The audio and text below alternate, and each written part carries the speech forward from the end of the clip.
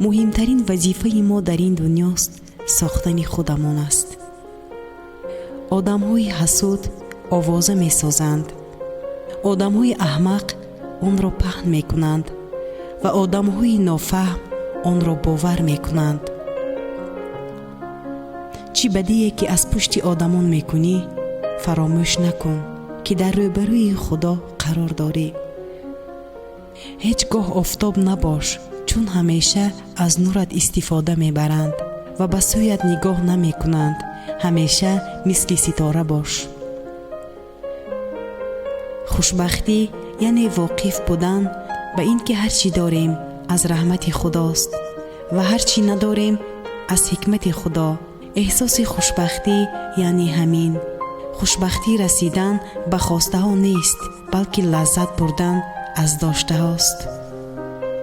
ظالمترین حرکت در این دنیا بیهوده امیدوار کردن کسی است که تنها امیدش تویی.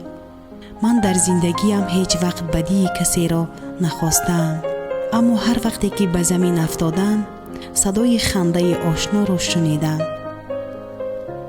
چقدر دردآور است وقتی که دیگران تو را در خیالشان نادرست تصور میکنند و از احساسات درونی تو بیخبرند. تغییر یافتن بعضی انسانها را انتظار نشوید، چون که آنها مثل مار پوست عوض میکنند و لیک تغییر نمییابند.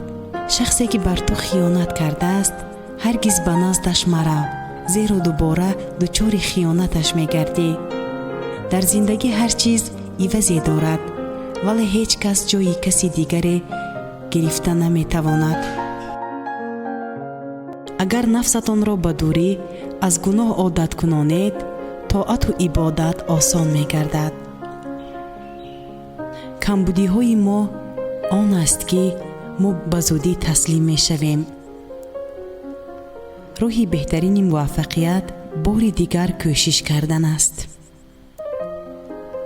ساده لباس بپوش، ساده راه برو، ولی در مناسبت با دیگران ساده نباش، چون که از سادگیت استفاده میبرند. از اون که بسیاری ها دنبالتند خوشحال مشو. یادت باشد که جنس ارزان خریدار زیاد دارد. باید نیت خوب داشته باشید تا آن وقتی که نیتتان خوب است احوالتان نیز خوب میگردد.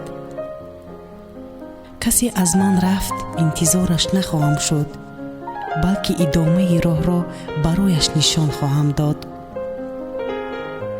بعضی از وقتها آرزوی تنهایی را میکنم، زیرا تنهایی قلب انسان را بیدار میکند. هر یک قلب صاحب خودش را دارد، لیک باید تا پیدا شدن صاحبش درونش را تازه و آزاده نگاه داریم، زیرا مهمان ناگهان می آید.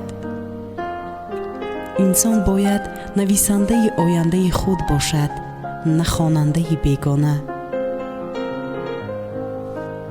حکیمی را در قبرستان دیدند.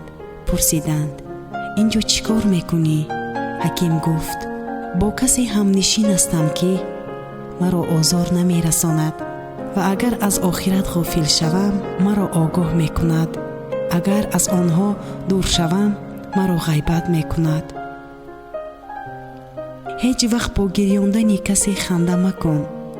هیچگاه از سخن کسی لذت مبر، زیرا هر گردش زمین یک حادثه نو را به وجود می آورد که اصلا انتظارش را نداشتی.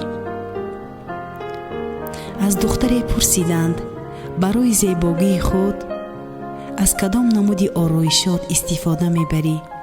دختر گفت برای لبانم راستگویی، برای صدایم ذکر خدای یکتا، برای چشمانم چشم پوشی از حرام، برای دستانم کمک به نیازمندان، برای پایهایم ایستادن به نماز، برای کمرم سجده کردن، برای نفسم روزه داشتن، برای قلبم ایمان و باوری به خدا.